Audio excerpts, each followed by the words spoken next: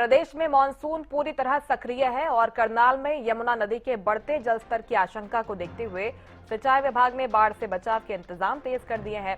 तटबंधों को मजबूत किया जा रहा है और अधिकारियों ने निर्माण कार्य का निरीक्षण कर इसे जल्द पूरा करने के निर्देश दिए हैं। हरियाणा न्यूज ने ग्राउंड से एक रिपोर्ट तैयार की है। में मानसून पूरी तरह एक्टिव है, जिसको लेकर प्रशासन भी पूरी सख्ती बरतता हुआ नजर आ रहा है। वहीं हम इस समय मौजूद है यहाँ पे यमुना के जो आसपास के गांव प्रभावित क्षेत्र है। लगातार कहीं ना कहीं जिस प्रकार से यमुना का जलस्तर बढ़ता है तो कहीं ना कहीं गांवों में भी जलस्तर की वृद्धि होती है, जिसके चलते गांव वालों को भारी नुकसान का सामना करना पड़ता है। मगर फिर भी उससे पहले स्थिति को निपटने के लिए प्रशासन पूरी तरह से मौजूद है और लगातार यहाँ पर बैंड बनाता हुआ नजर आ रहा है। देखिए किस प्रकार जाली और पत्थरों के बीच में लगातार यहाँ पर है जो यहाँ पर कर्मचारी हैं, जो मजदूर है, कहीं ना कहीं देखते हुए जल प्रभाव जिस प्रकार से, क्योंकि देखा जा रहा है कि हरियाणा में पूरी मानसून पूरी तरह से एक्टिव होता हुआ नजर आ रहा है। जल प्रभाव की स्थिति से निपटने के लिए यहाँ पर लगातार स्थिति से निपटने के लिए यहाँ पर जो आपको रोकथाम के लिए एक ठोकर बनाई जा रही है, जो पत्थरों और जाली को मिलाकर बनाई जा रही है। आप तस्वीरों के माध्यम से भी देख सकते हैं। जैसे कि आपको पता है कि इस प्रकार जो हर साल के बाद ही कहीं ना कहीं चाहे लालूपुरा क्षेत्र की बात करें, चाहे शेरगढ़ टापू की बात करें, इस प्रकार यहाँ पर बाढ़ प्रभावित क्षेत्रों को यहाँ पर देखने को मिलती है। कहीं ना कहीं जो जल भराव की स्थिति उत्पन्न हो जाती है और उससे निपटने के लिए प्रशासन लगातार मौजूद है और कहीं ना कहीं कर्मचारी यहाँ पर काम करते हुए भी दिखाई दे रहे हैं आपको। आइए जो यहाँ के ठेकेदार है उनसे भी बातचीत करेंगे, वो क्या कहेंगे। ये बाढ़ प्रभावित क्षेत्र है, लगातार क्या कुछ चर्चा करी जा रही है?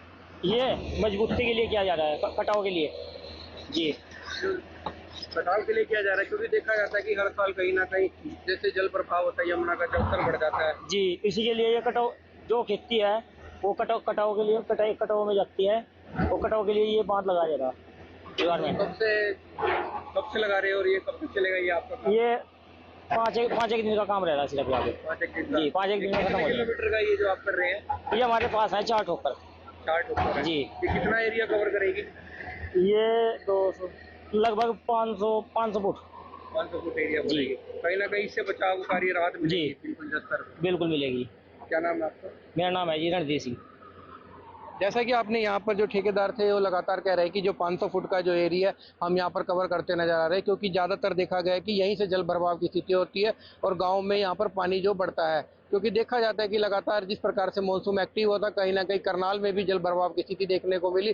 तो वहीं बात करें तो जमुना भी कहीं ना कहीं जो अपने उफान से ऊपर चलती है, जिसके चलते कहीं ना कहीं प्रशासन एक एक्टिव मोड में नजर आता है। और बता दें कि आपको जो घरौंडा के विधायक है उन्होंने भी यहाँ पर कल निरीक्षण किया था और जो जिला प्रशासन को भी सख्त निर्देश दिए गए थे कि इसे जल्द से जल्द कार्य को पूरा किया जाए, क्योंकि देखा जाता है कि पिछले दिनों की बात करें तो कहीं ना कहीं जो लालूपुरा गांव में भी पहले भी यहाँ पर पानी भर गया था, जिसके कारण लोगों को समस्या का सामना करना पड़ा था, जिसके चलते हरविंदर कल्याण ने भी यहाँ पर रोचक निरीक्षण किया और जिला उपायुक्त है उनके द्वारा भी यहाँ पर निरीक्षण किया गया और कई टीमें भी गठित कर दी गई हैं जो सर्विलांस पे बैठी है और एक हेल्पलाइन नंबर भी जारी करा है। अगर कुछ ऐसी स्थिति होती है तो कहीं ना कहीं चाहे एनडीआरएफ की बात करें चाहे एसडीआरएफ की बात करें, लगातार टीमें गठित कर दी गई है जो यहाँ पर सटीक नजर बनाए हुए हैं, जिसके चलते उन्हें भी कोई भी समस्या होती है उसको पूर्णतः उसको हल किया जा सकता है। सिंचाई विभाग की बात करें तो लगातार निगरानी बनाए हुए है और आपको तस्वीरों के माध्यम से भी दिखाए किस प्रकार यहाँ पर कर्मचारी पूरी तरह से मुस्तैद है और लगातार ठोकर बनाते हुए मशीनों के द्वारा ठोकर बनती नजर आ रही है। अब देखना यह है कि कितना ग्राउंड लेवल पर काम हुआ, क्योंकि देखा जाता है कि कहीं ना कहीं जो सरकार बड़े बड़े दावे करता है कहीं ना कहीं वो विफल होते नजर आ रहे हैं।